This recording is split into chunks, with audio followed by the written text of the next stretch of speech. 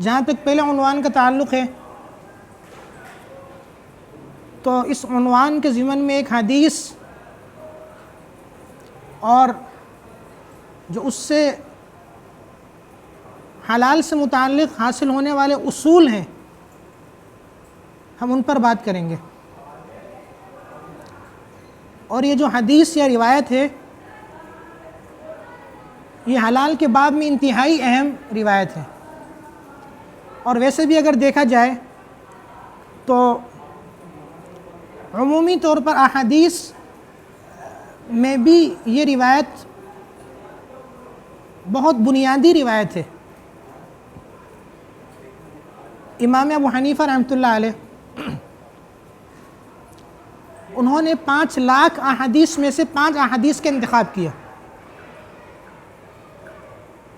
اور اپنے بیٹے حماد کو یہ وصیت کی کہ میں نے 5 لاکھ احادیث میں سے 5 احادیث کا انتخاب کیا ہے اور ان 5 احادیث پر عمل کرنے کی تمہیں وصیت کرتا ہوں. اور میں یہ سمجھتا ہوں کہ یہ وہ 5 احادیث ہیں جو پوری شریعت کا خلاصہ ہیں، پوری شریعت کا خلاصہ ہیں. تو ان 5 احادیث میں سے ایک روایت یہ ہے، نبی کریم صلی اللہ علیہ وسلم نے فرمایا ان الحلال بین والحرام بین وبینہما مشتبہات لا يعلمهن كثير من الناس فمن اتقى الشبهات استبرأ لدينه وعرضه ومن وقع في الشبهات وقع في الحرام كراع يرعى حول الحمى يوشك أن يقع فيه ألا وإن لكل رجل حمى ألا وإن حمى الله محارمه ألا وإن في الجسد لمضغة اذا صلحت صلح الجسد كله واذا فسدت فسد الجسد كله. تو یہ روایت جو ہے یہ حلال کے باب میں انتہائی کلیدی روایت ہے. اور اس روایت کو لے کر کے مشتبہات کی جو جتنی بھی تشریح ہے یا مشبوہ اور مشکوک اجزاء ترکیبی سے متعلق جتنا بھی کلام ہے وہ اس روایت یا اس جیسی جو دیگر روایات ہیں ان کے ضمن میں کیا جاتا ہے. اور اس روایت کے علاوہ اور بھی روایات ہیں جو مشتبہات پر روشنی ڈالتی ہیں. مثلا ایک حضرت عدی بن حاتم رضی اللہ عنہ کی روایت ہے کہ انہوں نے نبی علیہ السلام سے پوچھا تھا کہ ہم شکار کے لیے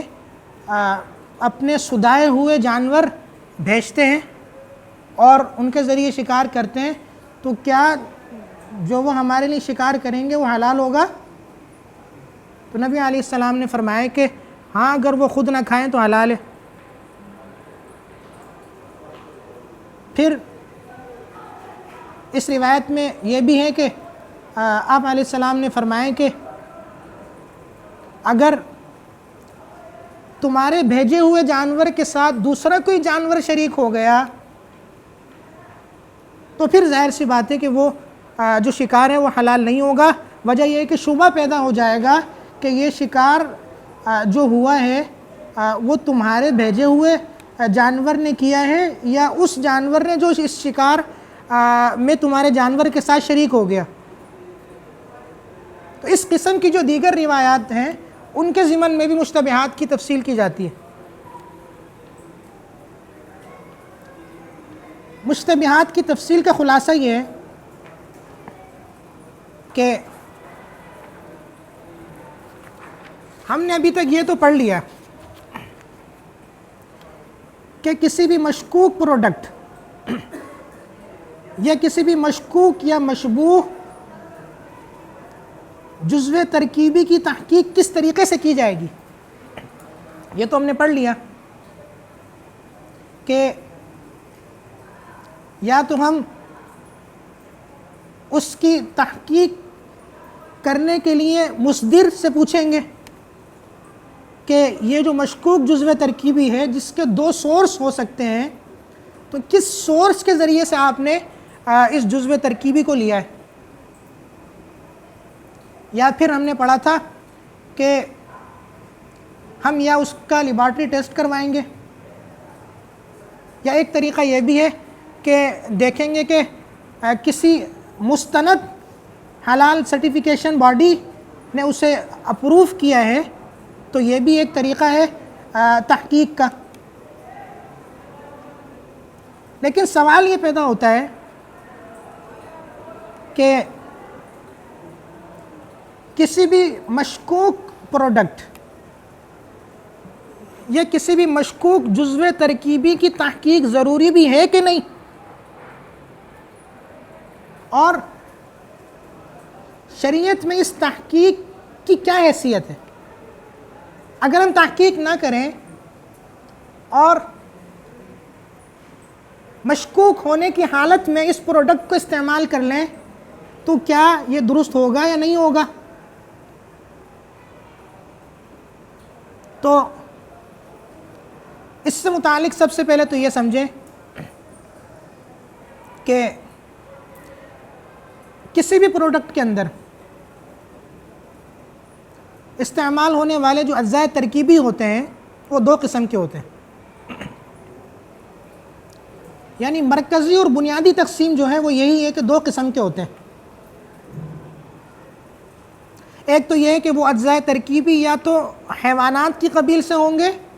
یا حیوانات کی قبیل سے نہیں ہوں گے۔ اگر وہ حیوانات کی قبیل سے نہیں ہوں تو ظاہر سی بات ہے کہ وہ یا نباتات کی قبیل سے ہوں گے یا معدنیات کی قبیل سے ہوں گے یا پھر وہ مصنوعی طریقے سے تیار کردہ اجزاء ترکیبی ہوں گے۔ تو اجزاء ترکیبی اگر حیوانات کی قبیل سے ہوں تو یہ فقہاء کا ضابطہ ہے کہ گوشت کے اندر چونکہ اصل حرمت ہے، اگر اجزاء ترکیبی حیوانات کی قبیل سے ہوں تو یہ ضابطہ ہے کہ گوشت کے اندر اصل حرمت ہے، اور گوشت کے علاوہ دیگر جو اشیاء ہیں ان کے اندر اصل حلت ہے اور اباحت ہے۔ تو جزو ترکیبی اگر حیوانات کی قبیل سے ہو تو جب تک ہمیں اس بات کے یقینی علم نہ ہو جائے کہ یہ جزو ترکیبی کسی حلال جانور سے حاصل کیا گیا ہے یا جس حلال جانور سے حاصل کیا گیا ہے اس سے شرعی طریقے سے ذبح بھی کیا گیا تھا، اس وقت تک اس جزو ترکیبی کا استعمال ہمارے لیے شرعاً جائز نہیں ہے۔ اور خاص طور پر غیر مسلم ممالک میں مسائل بہت زیادہ ہیں، غیر مسلم ممالک میں یہ مسائل بہت زیادہ ہیں کہ وہاں پر حرام کی کثرت ہے اور حلال حرام کے مقابلے میں کم مقدار میں۔ اگر براہ راست گوشت لے لیں تو وہ بھی اکثر حرام ملتا ہے، اور اگر کوئی پروڈکٹ لیں اور اس میں کوئی جزو ترکیبی حیوانات کی قبیل سے ہو تو اس بات کا قوی احتمال ہوتا ہے کہ اس کا جو سورس ہوگا وہ کوئی حرام جانور ہوگا، یا اسے اگر حلال ہوگا تو شرعی طریقے سے ذبح نہیں کیا گیا ہوگا۔ تو بطور خاص غیر مسلم ممالک کا یہ حکم ہے کہ وہاں پر جب تک اس بات کے یقین نہ ہو جائے کہ یہ جو حیوانات کی قبیل سے جزو ترکیبی اس پروڈکٹ کے اندر موجود ہے یہ حیوان حلال تھا اور شرعی طریقے سے اسے ذبح کیا گیا تھا، اس وقت تک اس کا استعمال ہمارے لیے شرعاً جائز نہیں ہوگا۔ اور اسی طریقے سے آج کل بہت سے مسلم ممالک میں بھی یہ مسئلہ پایا جاتا ہے، مثلا سعودیہ میں اور اسی طریقے سے خلیجی جو ریاستیں ہیں، دبئی ہو گیا، ابوظہبی ہو گیا، کویت ہو گیا، یمن ہو گیا، اور دیگر جو خلیجی ریاستیں ہیں، ان کے اندر بھی یہ مسئلہ بہت زیادہ ہے۔ اس کی بنیادی وجہ یہ ہے کہ ان ریاستوں کے اندر یا ان ممالک کے اندر گوشت باہر سے امپورٹ ہوتا ہے اور غیر مسلم ممالک سے بھی بڑی مقدار کے اندر امپورٹ ہوتا ہے۔ تو جب باہر سے گوشت امپورٹ ہوگا تو باہر جو مسائل ہیں، ظاہر سی بات ہے کہ وہ مسائل یہاں بھی پیش آئیں گے، اور اکثر آسٹریلیا سے یا نیوزی لینڈ وغیرہ سے یہاں پر گوشت آ رہا ہوتا ہے۔ تو ایسی صورت میں ان ممالک میں بھی اگر آپ گوشت خریدیں اور آپ کو یہ پتہ ہو کہ یہ جو گوشت ہے یہاں کا مقامی گوشت نہیں ہے، یہ یہاں کی کسی حلال میٹ کمپنی کا گوشت نہیں ہے، مقامی ذبیحہ نہیں ہے، بلکہ یہ باہر سے امپورٹ کیا گیا ہے اور کسی غیر مسلم ملک سے امپورٹ کیا گیا ہے، تو ایسی صورت میں جب تک اس بات کا یقین نہ ہو جائے کہ یہ کسی حلال جانور کا گوشت ہے یا اس حلال جانور کو شرعی طریقے سے ذبح کیا گیا، تو اس وقت تک اس گوشت کا یا اس پروڈکٹ کا جس میں کسی حیوان سے کوئی جزو ترکیبی لیا گیا ہے استعمال جائز نہیں ہوگا۔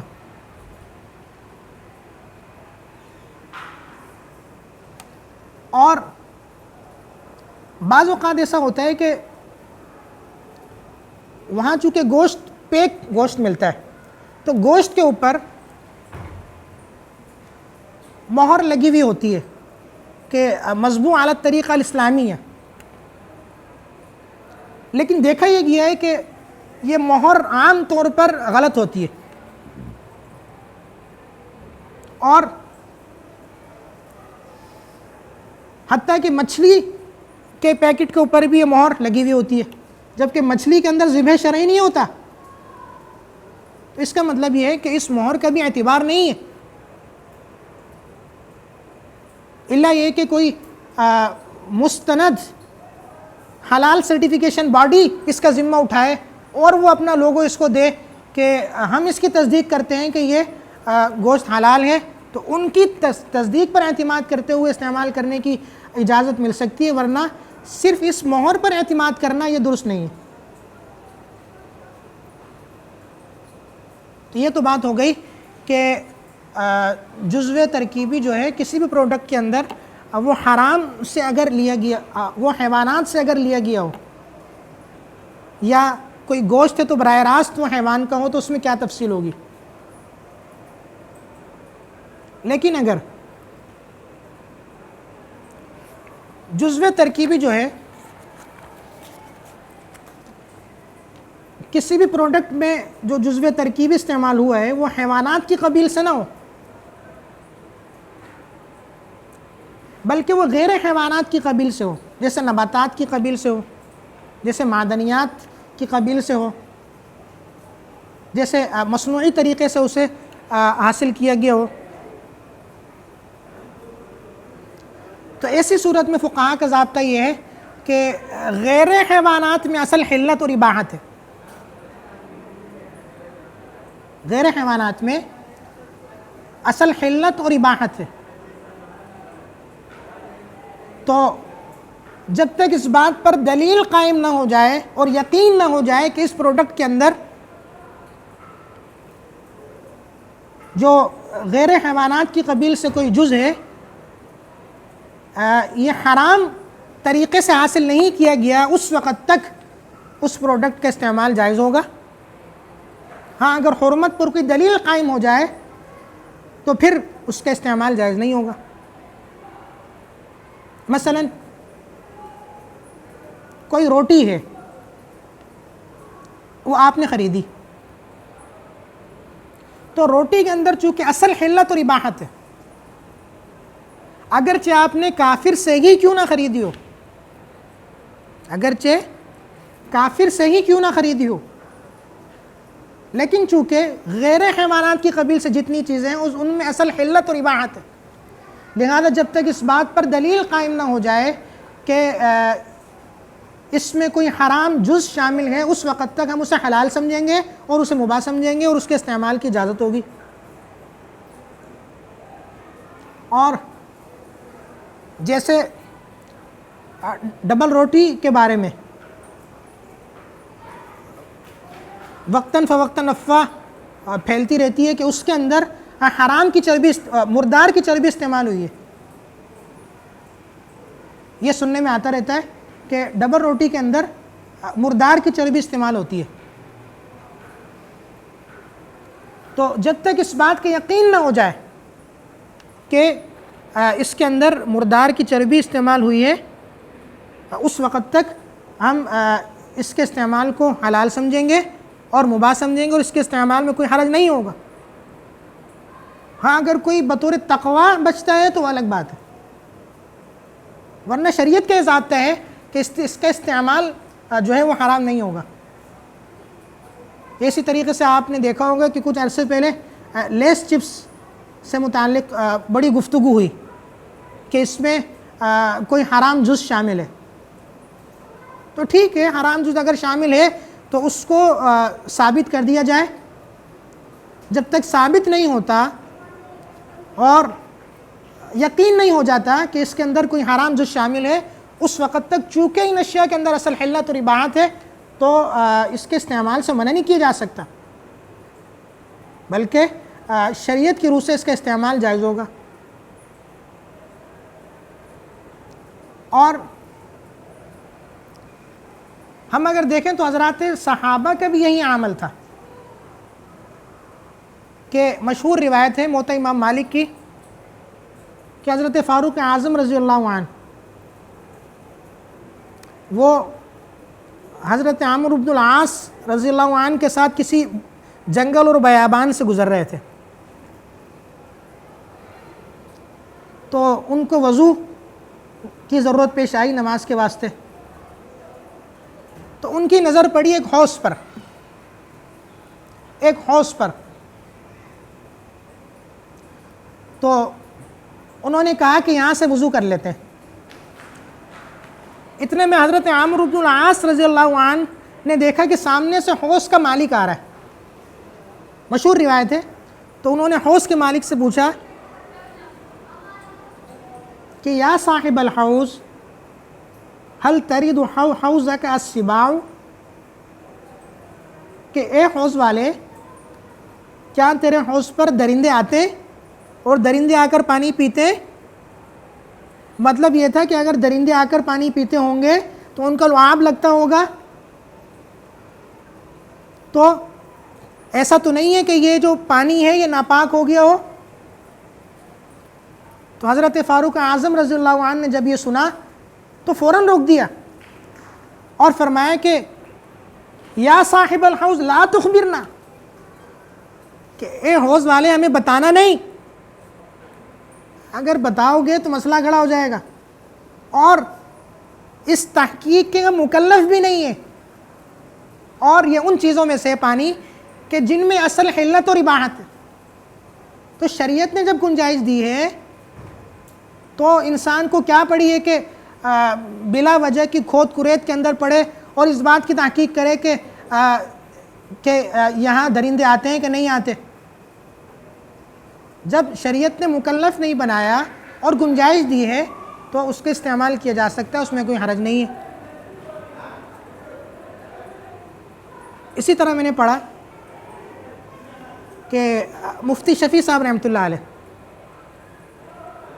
ان کے پاس ایک بندہ آیا کرتا تھا، وہ ڈالڈا گھی کا بڑا دشمن تھا، ڈالڈا گھی کا۔ تو وہ حضرت کو کہتا رہتا تھا کہ حضرت یہ ڈالڈا گھی صحیح نہیں ہے، اس میں حرام چیز شامل کی جاتی ہے، اور آپ فتویٰ دیں کہ یہ ڈالڈا گھی کا استعمال جائز نہیں ہے۔ اور وہ مختلف ثبوت لاتا تھا، کبھی وہ اخبار کی کٹنگ لاتا تھا کہ حضرت دیکھیں یہ ڈالڈا گھی کے بارے میں یہ کیا لکھا ہوا ہے، کبھی کوئی رسالہ لاتا تھا۔ تو ایک مرتبہ مفتی صاحب نے بڑا ڈانٹا اس کو، یہ کیا سلسلہ ہے؟ کہ ایک ایسی چیز جس کے اندر عموم بلوہ ہے، ساری دنیا اسے استعمال کر رہی ہے، اور بلا وجہ اس کی اتنی کھود کرید کرنا کہ اس میں فلاں چیز شامل ہے اور فلاں چیز شامل ہے، اور ہم اس کی گہرائی کے اندر جائیں، شریعت نے ہمیں اس کا مکلف نہیں بنایا کہ بلا وجہ ہم اس کی کھود کرید میں لگ جائیں کہ یہ نہیں، اس کو کسی طریقے سے آپ حرام قرار دیں اور اس کا فتویٰ دیں. کیوں دیں؟ حضرت نے فرمایا کہ اگر تم کسی بھی حلال چیز کے پیچھے لگ جاؤ نا اور اس کی تحقیق شروع کر دو تو اس کو حلال ثابت کرنا ہی بہت مشکل ہو جائے گا. حتیٰ کہ آپ اپنے گھر کے کچن میں استعمال ہونے والے آٹے کو اگر لے لیں اور اس کی تحقیق شروع کر دیں اور پیچھے جاتے رہے آیا کہاں سے، اس نے اس میں کیا عمل کیا، ہو سکتا ہے کہ اس کے ہاتھ نجس ہوں اور ہو سکتا ہے کہ یوں ہو، تو اس آٹے کو ہی حلال ثابت کرنا ہے بہت مشکل ہو جائے گا. تو شریعت کا دو ٹوک ضابطہ ہے کہ جو حیوانات کی قبیل سے جو چیزیں ہیں، مثلا گوشت ہے، اور اگر کوئی جزو ترکیبی کسی پروڈکٹ میں استعمال ہوا ہے وہ حیوانات سے لیا گیا ہے، تو اس میں چونکہ اصل حرمت ہے تو اس میں تو تحقیق ضروری ہے، اور بغیر تحقیق کے استعمال جائز نہیں ہے. اور بطور خاص ایسے ممالک کے اندر جو غیر مسلم ممالک ہیں اور یا مسلم ممالک بھی ہیں، تو مسلم ممالک میں جہاں پر غیر مشروع گوشت بھی فروخت ہوتا ہے تو وہاں تو تحقیق ضروری ہوگی. اور ایسے مسلم ممالک جیسے پاکستان ہے، یہاں چونکہ غیر مشروع گوشت کا رواج نہیں ہے، مارکیٹوں میں غیر مشروع گوشت بکتا نہیں ہے، تو یہاں تحقیق ضروری نہیں ہوگی، کیونکہ یہاں شبہ ہی نہیں ہے، کوئی ایسا کیس سامنے آیا ہی نہیں. تو گوشت میں بھی ان ممالک میں جہاں عام طور پر مشروع گوشت فروخت ہوتا ہے اور غیر مشروع گوشت فروخت نہیں ہوتا، وہاں اس کی بھی تحقیق ضروری نہیں ہوگی. کر لی جائے تو اچھی بات ہے، لیکن کوئی ایسا کیس رپورٹ نہیں ہوا، کوئی ایسی شکایت نہیں ہے، تو یہاں ضروری نہیں ہے. غیر مسلم ممالک میں ضروری ہے، یا ان مسلم ممالک میں جہاں غیر مشروع گوشت بھی فروخت ہوتا ہے. اب سوال یہ پیدا ہوتا ہے کہ حیوانات کے اندر اصل حرمت کیوں ہے اور غیر حیوانات میں اصل حلت کیوں ہے؟ تو بڑا واضح سے جواب ہے کہ جو حیوانات ہیں یا جو گوشت ہے وہ جانور کا ہوتا ہے اور جانور سے لیا جاتا ہے، اور زندہ جانور جو ہے وہ بالاجماع حرام ہے. زندہ جانور جو ہے وہ بالاجماع حرام ہے، اس کا گوشت آپ استعمال نہیں کر سکتے. اگر اس کا گوشت آپ استعمال کرتے ہیں تو آپ کو اس پہ دلیل قائم کرنی ہوگی کہ ایک تو یہ حلال تھا اور دوسرا اس کو مشروع طریقے سے ذبح کیا گیا ہے. اگر وہ حلال نہیں تھا یا مشروع طریقے سے ذبح نہیں کیا گیا تو زندہ جانور تو حرام ہے، تو کس طریقے سے آپ اسے کہیں گے کہ یہ حلال ہے؟ تو یہی وجہ ہے کہ گوشت میں اصل حرمت ہے، اور گوشت کے علاوہ جو دیگر اشیاء ہیں ان کے اندر اصل اباحت ہے. تو اس پوری گفتگو کا خلاصہ کچھ اصولوں کی شکل میں آپ کے سامنے رکھتا ہوں، جو فقہاء نے اصول بیان کیے ہیں کہ مشتبہات سے متعلق اصول کیا ہیں، ضابطے کیا ہیں. اگر دو لفظوں میں آپ سمجھنا چاہیں تو مشتبہات سے متعلق کیا ضابطہ فقہاء نے لکھا ہے کہ آپ کو یہ بحث سمجھ میں آ جائے، تو 3 ضابطے ذکر کیے. پہلا ضابطہ یہ ہے کہ شبہہ جو پیدا ہو وہ ناشی عن دلیل ہو. شبہہ جو پیدا ہو وہ ناشی عن دلیل ہو، شبہ بغیر دلیل کے نہ ہو، وہ وسوسہ اور وہم نہ ہو. مثلا کہ مسلمانوں کے بازار میں گوشت فروخت ہو رہا ہے اور آپ کو یہ شبہ ہو رہا ہے کہ یہ گوشت ہو سکتا ہے کہ اس میں کوئی مسئلہ ہو اور اس کی تحقیق کرنی چاہیے، تو اس تحقیق کے آپ مکلف نہیں ہیں. اس شبے کے پیچھے کوئی دلیل نہیں ہے. مسلمانوں کا بازار ہے، یہاں غیر مشروع گوشت بھی فروخت نہیں ہوتا اور نہ ہی کوئی ایسا کیس رپورٹ ہوا، نہیں کوئی ایسی آپ کے پاس اطلاع ہے کہ یہاں پر جو ہے وہ غیر مشروع گوشت بکتا ہے، لیکن آپ کو ایک شبہ پیدا ہو جاتا ہے کہ ہو سکتا ہے کہ یہ گوشت جو میں خرید رہا ہوں یہ حرام ہو، لہٰذا میں اس کی تحقیق کرتا ہوں، تو اس شبے کا اعتبار نہیں ہے۔ پہلا ضابطہ یہ ہے کہ شبہ جو پیدا ہو آپ کو وہ شبہ ناشی عن دلیل ہو، اور دوسرا ضابطہ یہ ہے کہ جس کی اصلی حالت حرام ہو اس سے متعلق شبہ کی وجہ سے بچنا واجب ہے، اور جس کی اصلی حالت حلال ہو اس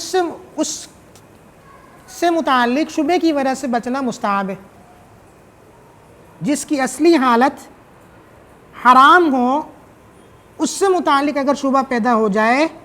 تو اس کے استعمال سے بچنا واجب ہے، کیونکہ تحقیق کرنی ہوگی نا۔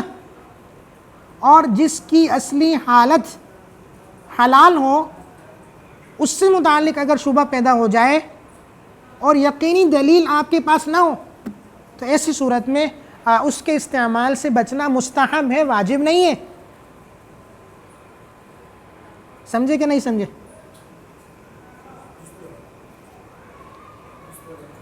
دوسرا ضابطہ یہ ہے کہ جس کی اصلی حالت حرام ہو، مثلا گوشت ہے تو اس سے متعلق اگر شبہ پیدا ہو جائے تو شبہ کی وجہ سے اس کے استعمال سے بچنا واجب ہے، اور جس کی اصلی حالت حلال ہو، حرام نہ ہو، جیسے گوشت کے علاوہ دیگر اشیاء ہیں یا حیوانات کے علاوہ جو دیگر اشیاء ہیں، جیسے میں نے کہا کہ نباتات کی قبیل سے یا معدنیات کی قبیل سے یا مصنوعی جو اجزاء ہیں ان سے متعلق اگر شبہ پیدا ہو جائے تو شبہ کی وجہ سے بچنا مستحب ہے، واجب نہیں ہے۔ ہاں جب دلیل قائم ہو جائے اس بات پر کہ اس میں کوئی حرام جز شامل ہے تو اس وقت بچنا واجب ہوگا، اس سے پہلے بچنا واجب نہیں ہوگا بلکہ مستحب ہوگا۔ تیسرا ضابطہ یہ ہے کہ بلا وجہ کسی چیز کی ٹوہ میں نہیں لگنا چاہیے، بلا وجہ کسی چیز کی ٹوہ میں نہیں لگنا چاہیے۔ آپ کے پاس کوئی وجہ ہو اور بطور خاص وہ جو چیز ہے وہ حیوانات کی قبیل سے ہو، مثلا آپ نے کسی غیر مسلم ملک سے گوشت خرید لیا، یا ایسے مسلم ملک سے گوشت خرید لیا جہاں غیر مشروع گوشت بھی فروخت ہوتا ہے، تو ایسی صورت میں تو آپ کے اوپر واجب ہے کہ آپ اس کی تحقیق کریں۔ لیکن اگر آپ ایک مسلمانوں کے بازار سے ایک ایسے مسلم ملک سے جہاں پر غیر مشروع گوشت فروخت ہی نہیں ہوتا، تو وہاں پر آپ بلا وجہ اس کی ٹوہ میں لگ جائیں، آپ اس کے مکلف نہیں ہیں۔